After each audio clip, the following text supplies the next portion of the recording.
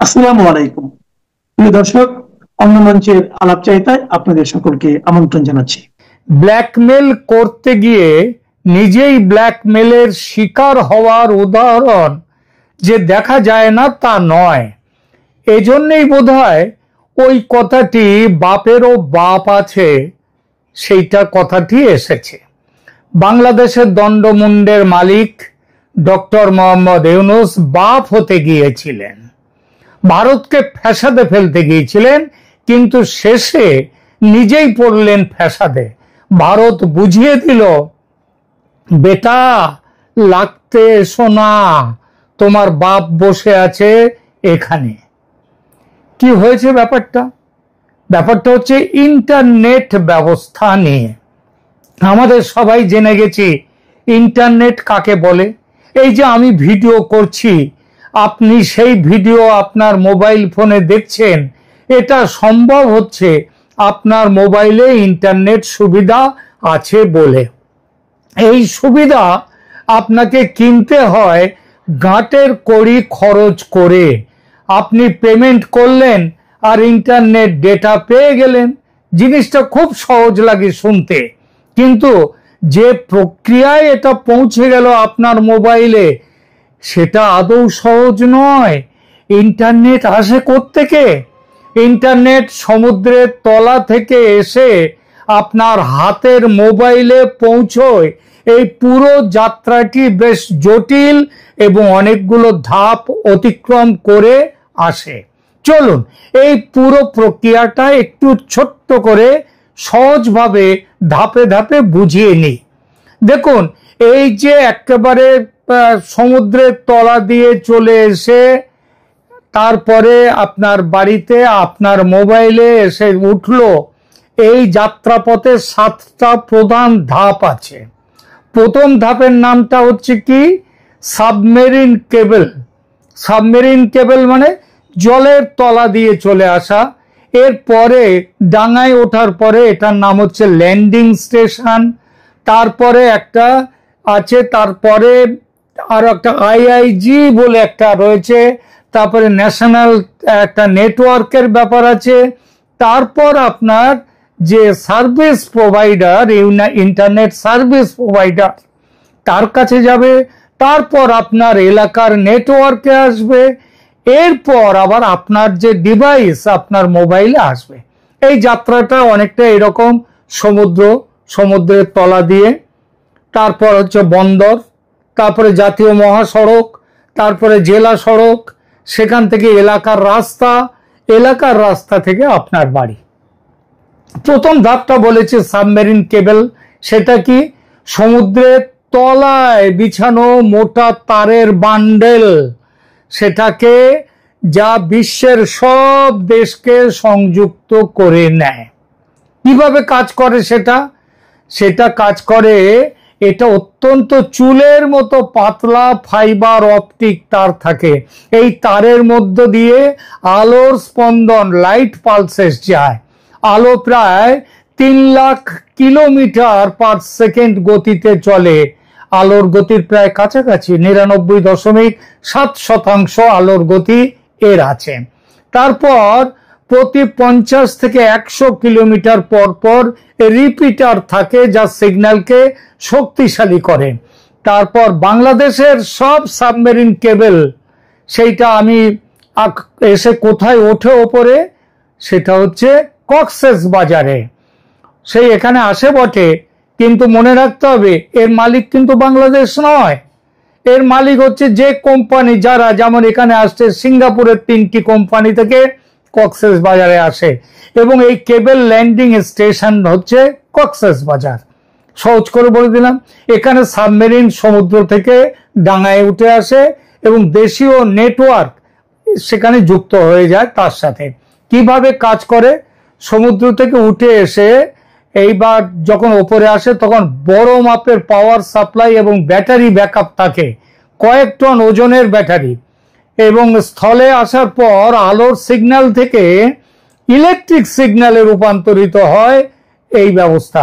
এখান থেকে দেশের ভেতর ফাইবার অপটিক নেটওয়ার্ক যেটা বেছানো থাকে সেইখান দিয়ে চলে আসে, অন্যান্য জায়গায় পৌঁছয়। এবং 3 নম্বর ধাপ হচ্ছে আইআইজি, বলেছিলাম ইন্টারন্যাশনাল ইন্টারনেট গেটওয়ে। এই যেসব কোম্পানি এগুলো তারা এইগুলোকে করে এবং তারা করে কি এখান থেকে ইন্টারনেট ব্যান্ডউইথ কিনে নেয় এবং দেশের ভেতরে সেটা বিক্রি করে কাদের কাছে? ইন্টারনাল সার্ভিস যারা দেবে তাদের কাছে। বাংলাদেশ তার চাহিদা মতো ব্যান্ডউইথ যতটা দরকার সেটার মালিক সে। 4 নম্বর ধাপ কি হচ্ছে? সারা দেশে মানে ওই যে টেলিকমিউনিকেশন ট্রান্সমিশন নেটওয়ার্ক, এই কোম্পানিগুলো সারা দেশে ফাইবার অপটিক নেটওয়ার্ক বিছিয়ে রাখে এবং অন্যদের ব্যবহার করতে দেয় টাকার বিনিময়ে। 5ম ধাপ কি? ইন্টারনেট সার্ভিস প্রোভাইডার, যারা আপনাদেরকে ইন্টারনেট সেবা দেবে, সেই কোম্পানি যারা সরাসরি আপনার বাড়িতে বা আপনার অফিসে ইন্টারনেট সংযোগ দেয়। কিভাবে কাজ করে? আইআইজি থেকে ওই ব্যান্ডউইথ কিনে ইন্টারনেট এনটিটিএন এর ফাইবার নেটওয়ার্ক ভাড়া নিয়ে তারা কাজ করে। প্রতিটি শহর এলাকায় তাদের নেটওয়ার্ক আছে। 6 নম্বর ধাপটা কি?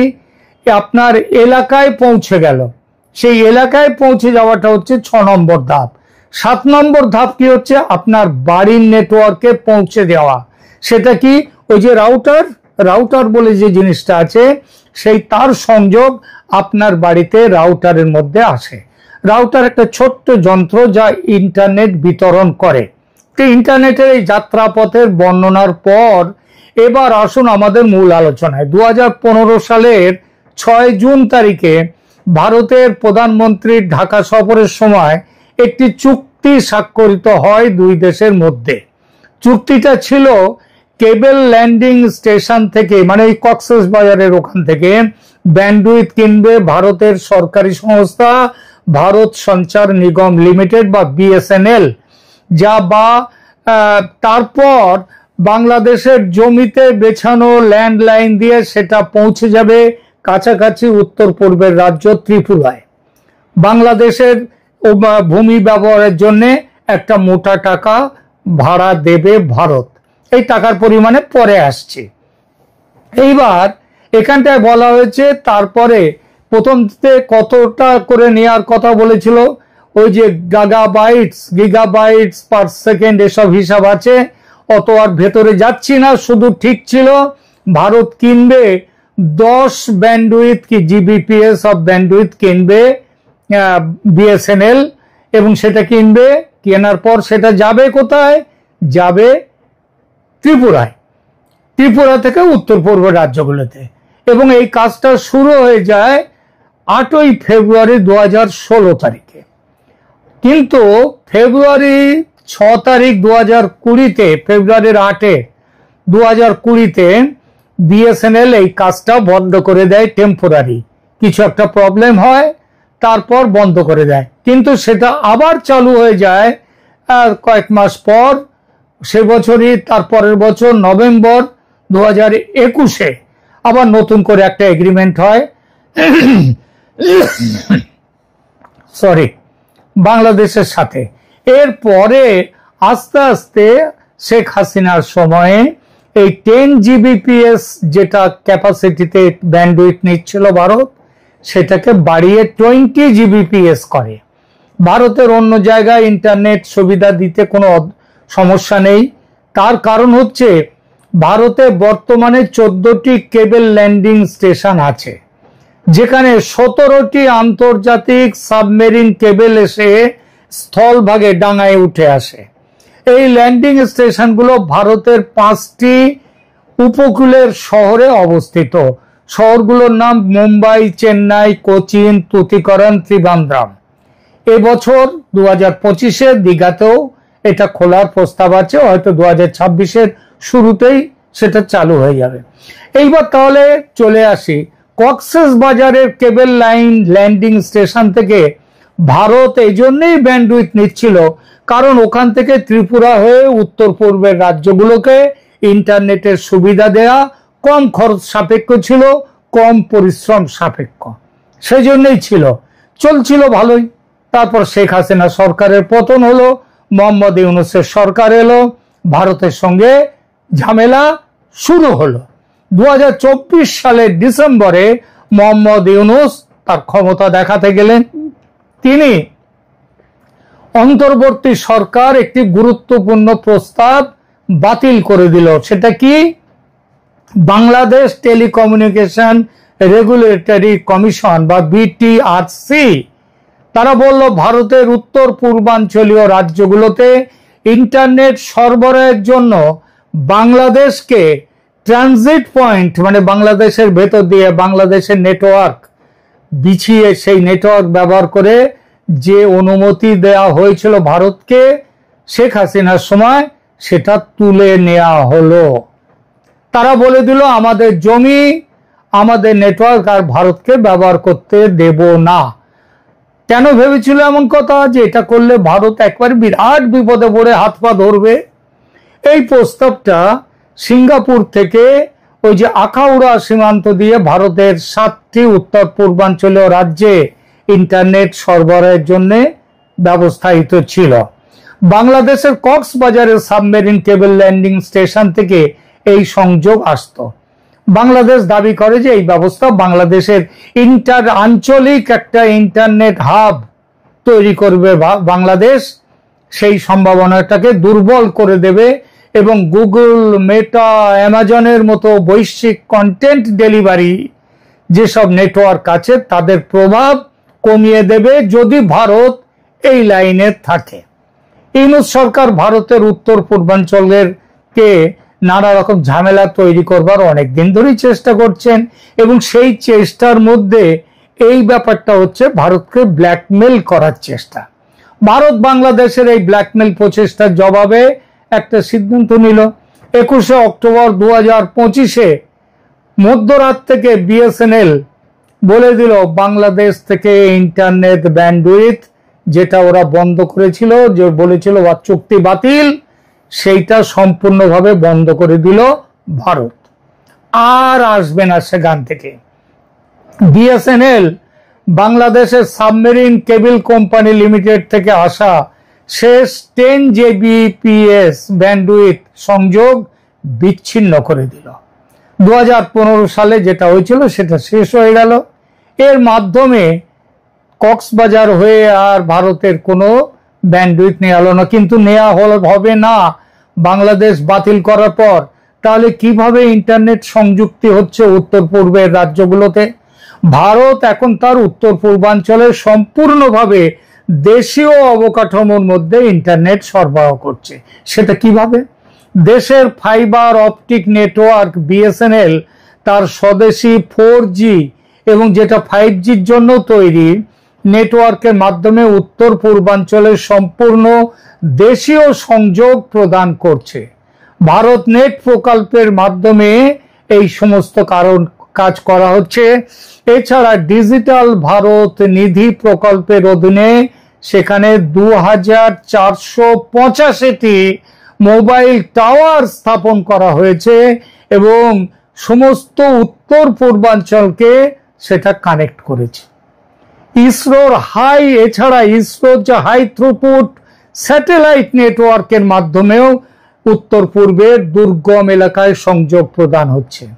এছাড়া আন্দামান নিকোবর দ্বীপপুঞ্জ এবং লাক্ষাদ্বীপেরও ব্যান্ডউইথ ক্ষমতা বৃদ্ধি করা হয়েছে। চেন্নাই এবং মুম্বাই থেকে বিদ্যমান সাবমেরিন কেবল সংযোগ, সেটা কেবল চেন্নাই এবং মুম্বাইতে এসেছে, যা 220 TBPS ক্ষমতা নিয়ে আসছে। পশ্চিমবঙ্গের দীঘায় রিলায়েন্স জিও নতুন সাবমেরিন কেবল তৈরি করছে এবং সেটা শিগগিরই চালু হয়ে যাবে। ভারত মায়ানমারের মাধ্যমেও উত্তর পূর্বাঞ্চলে ফাইবার অপটিক সংযোগ স্থাপন করেছে। মণিপুরের মোরে সীমান্ত শহর এবং মায়ানমারের মান্দালয়ের মধ্যে 640 কিলোমিটার ব্যাপী দীর্ঘ অপটিক ফাইবার লিংক রয়েছে। তাহলে ভারতকে বাঁশ দেয়া যে গেল না সেটা বোঝা গেল, কিন্তু বাংলাদেশ কি করে বাঁশ খেলো এবার বলি সে কথা। প্রথমত, বাংলাদেশের আর্থিক ক্ষতি হলো। বাংলাদেশের এই সিদ্ধান্ত তাদের জন্য উল্টো ফল দিয়েছে। বাংলাদেশের মোট আন্তর্জাতিক ইন্টারনেট ক্ষমতার প্রায় 50 থেকে 60% ভারত থেকে যায়। কেন ভারত থেকে যায় তার কারণ আছে। বাংলাদেশের মোট ব্যান্ডউইথ চাহিদা প্রায় 8500 জিবিপিএস, যার প্রায় অর্ধেক ভারত থেকে যায়। ভারতের ব্যান্ডউইথ বেনাপোল সীমান্তের মাধ্যমে আসে, যা সস্তা এবং কম লেটেন্সি প্রদান করে। কেন ভারত থেকে কেনাটা বাংলাদেশের জন্য সুবিধাজনক, কেন তারা নিজেরা কক্সেস বাজার থেকে নেয় না, তার কারণ হচ্ছে বেনাপোল সীমান্ত ওই অঞ্চলের খুব কাছে, তাই দ্রুত সংযোগ তৈরি করা যায়। দ্বিতীয়ত, সাবমেরিন কম দাম। সাবমেরিন কেবল দিয়ে সিঙ্গাপুর থেকে আনার চেয়ে সস্তা পড়ে ভারত থেকে নেয়া। এরপর কম লেটেন্সি, মানে তথ্য যাওয়া আসার সময় কম লাগে। যেমন ভিডিও কল বা গেমিং এর জন্য খুব দ্রুত তথ্য পাঠানো দরকার হয়, সেটা এই জন্য কম লাগে। বাংলাদেশের আর্থিক ক্ষতির ব্যাপারটা এবার দেখা যাক। বাংলাদেশ ভারতকে ইন্টারনেট সরবরাহ করে ওই যে তার বেছানো লাইন যেটা দিয়ে ত্রিপুরায় পাঠাতো, সেটার জন্য বছরে 5 থেকে 10 মিলিয়ন ডলার আয় করত বাংলাদেশ, ভারত পেমেন্ট করত তার উপর দিয়ে নিয়ে যাওয়ার ভাড়া হিসেবে। এই আয় এখন সম্পূর্ণভাবে হারিয়ে গেল এবং এই বাবদ বাংলাদেশের সাবমেরিন কোম্পানি, কেবল কোম্পানি BSCCL, তাদের 1000 কোটি টাকার বেশি বিনিয়োগ জলে গেল। মানে এটার আর কোনো দরকার থাকলো না। আরো আছে, ভারত চাইলে নেপালে ও ভুটানের সার্ভিস প্রোভাইডাররা যারা বাংলাদেশ থেকে টাকা দিয়ে ব্যান্ডউইথ কিনে নিয়ে যায় তাদের দেশে ব্যবহারের জন্য, সেটাও যে কোনো মুহূর্তে বন্ধ করে দিতে পারে। অ্যাকচুয়ালি সেই ব্যাপারে কথাও চলছে। বাংলাদেশের তারা ভারত তাদেরকে বলতেই পারে আমরা তোমাদের কম দামে দেব, বাংলাদেশের সরকারি সংস্থার থেকে তোমরা ব্যান্ডউইথ কিনো না, আমাদের কাছ থেকে কেনো। এতে বাংলাদেশের এই ল্যান্ডিং স্টেশনগুলো কি হবে, তার আর গুরুত্ব থাকলো না কক্সেস বাজারে। ও হাব করা তো দূরের কথা, বাঁচবে কিনা সেইটাই মুশকিল। ভারত চাইলে বাংলাদেশকে সরবরাহ করা ইন্টারনেট ব্যান্ডউইথের ওই যে দরকার, ওদের টোটাল 50% ওদের দরকার ভারত থেকে নেয়, সেটা ভারত থেকে, এটা বন্ধ করে দিতে পারে। এটা বন্ধ করলে বাংলাদেশের ডিজিটাল সিস্টেম মারাত্মকভাবে ক্ষতিগ্রস্ত হয়ে যেতে পারে।